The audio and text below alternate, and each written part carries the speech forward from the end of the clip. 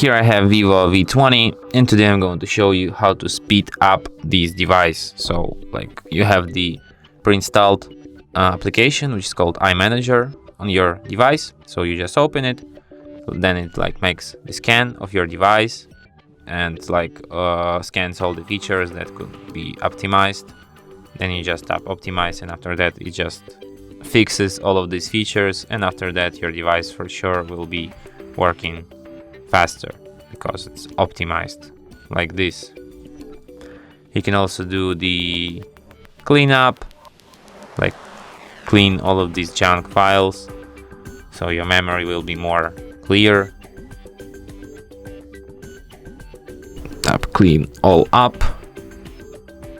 You can also make the security scan for vulnerabilities or something like that.